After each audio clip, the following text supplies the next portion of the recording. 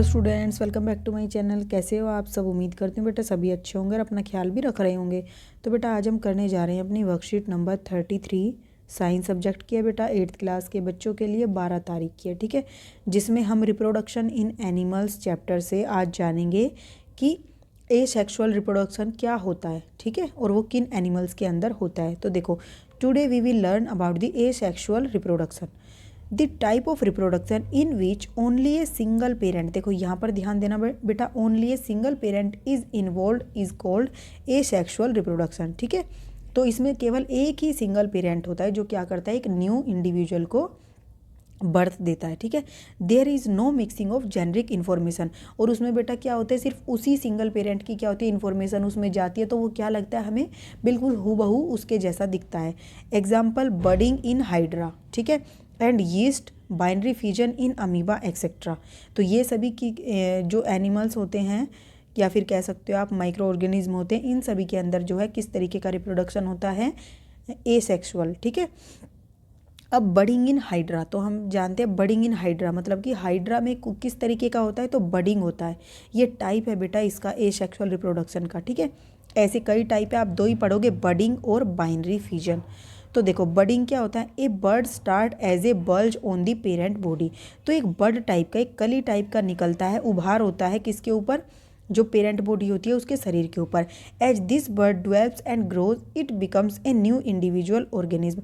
जैसे जैसे ये ग्रो होती जाती है बेटा, तो ये क्या होता है, एक नए इंडिविजुअल का रूप ले लेती है, ठीक है। In some organism the buds remain attached to the parents body, ठीक है।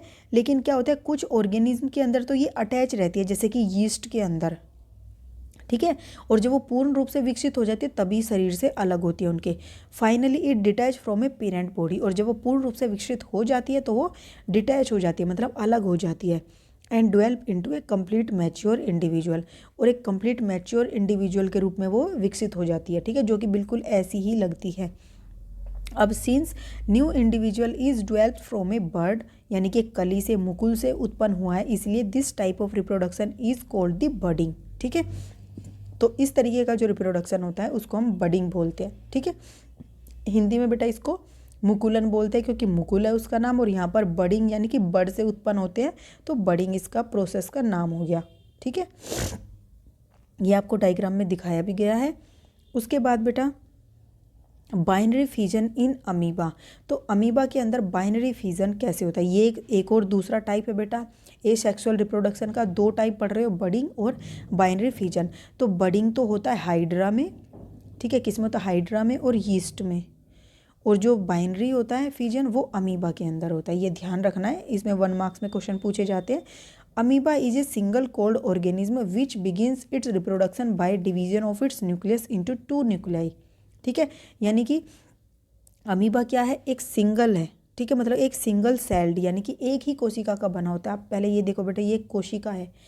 ऐसे ही हमारा शरीर अनेक ऐसी कोशिकाओं से मिलकर बना हुआ है, लेकिन कुछ जीव ऐसे होते हैं जो सिर्फ एक ही कोशिका से मिलकर बने होते हैं, यानी कि सेल से मिलकर बने होते हैं एक ही। जैसे कि किसी भी भवन का निर्माण होता है तो बेटा ईंट रखने से होता है, ठीक है, ऐसे एक दूसरे के ऊपर।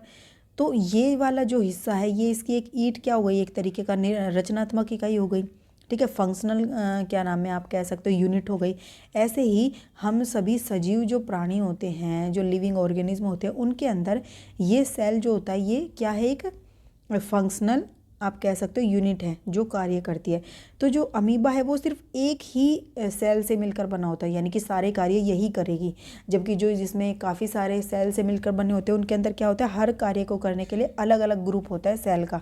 जैसे कि रेस्पिरेशन होता है, डाइजेशन होता है, एक्सक्रीशन होता है, ये सभी कार्य अलग अलग सेल्स के ग्रुप के द्वारा किए जाते हैं। लेकिन अमीबा के अंदर ये सभी कार्य क्या होते हैं, सिर्फ एक ही सेल के द्वारा किए जाते हैं। जैसे आप एक घर में रह रहे हो, ठीक है, तो एक कमरा होगा तो सारा खाना भी वहीं बनेगा, पढ़ाई भी वहीं होगी, सोओगे भी वहीं। लेकिन अगर एक घर में कई कमरे हैं तो बेटा रसोई अलग होगी, सोने का घर अलग होगा, गेस्ट के लिए अलग होगा, तो इस तरीके से, ठीक है।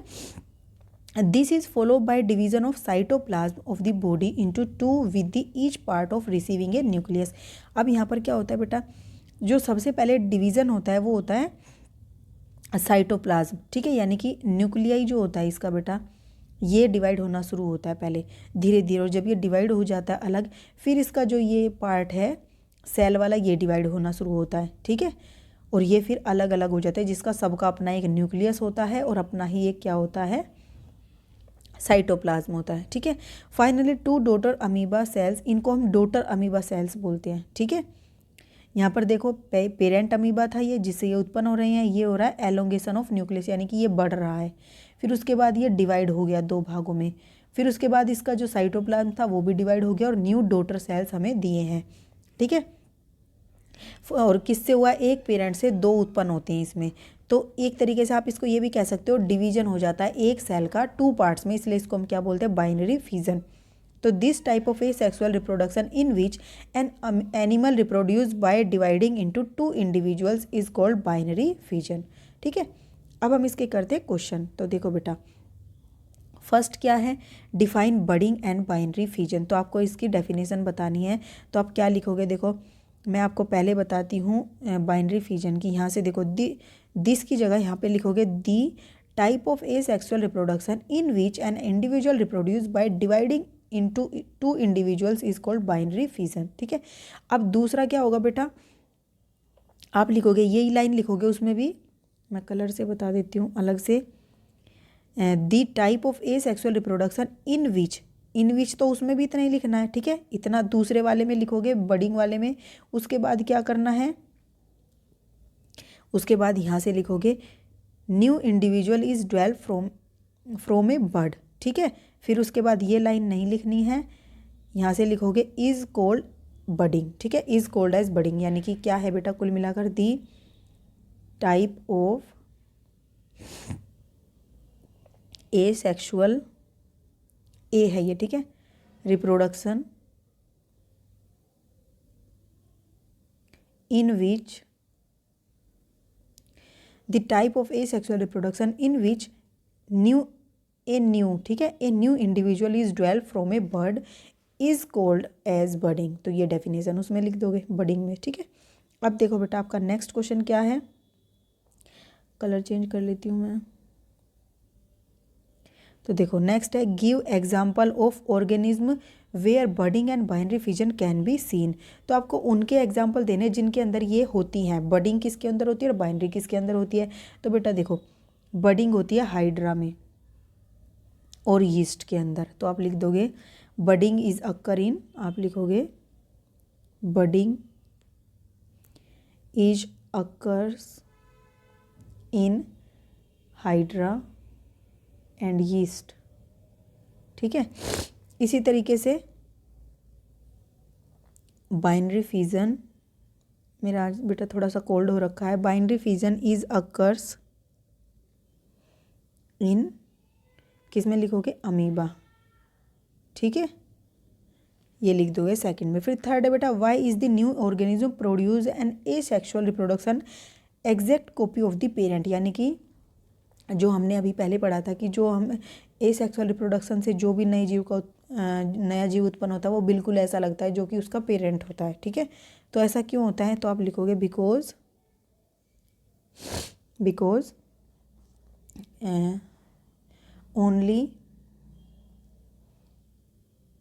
Single parent reproduce a young one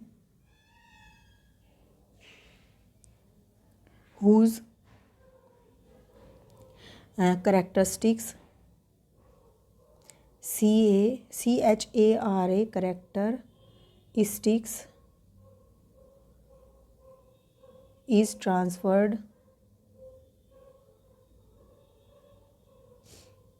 in it, therefore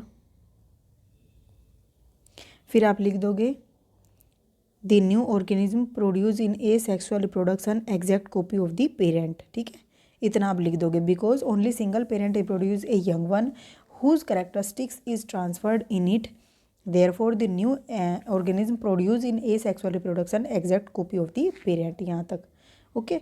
फिर नेक्स्ट क्वेश्चन है बेटा हमारा कि explain binary fission in amoeba with the help of diagram. और ऐसे ही explain reproduction in hydra with the help of diagram.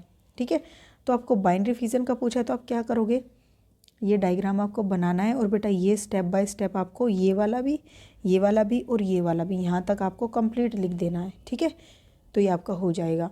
ऐसे आपका बडिंग वाला पूछा है तो बडिंग वाले में भी बेटा आपको ये डायग्राम बनाना है। ठीक है, और उसके बाद ये वाला स्टेप, ये वाला और ये। ठीक है, तो यहाँ तक आपको ये कंप्लीट लिख देना है। ओके, तो ये थी बेटा आपकी आज की वर्कशीट। उम्मीद करती हूँ आपको अच्छे से समझ आई होगी। फिर भी कोई डाउट हो तो कमेंट बॉक्स में पूछ लेना। इस वीडियो में इतने ही। अपना नेक्स्ट टॉपिक जो हम अपनी नेक्स्ट वीडियो में करेंगे, तब तक के लिए ऐसे हंसते रहिए, मुस्कुराते रहिए, पढ़ते रहिए और आगे बढ़ते रहिए। Thank you.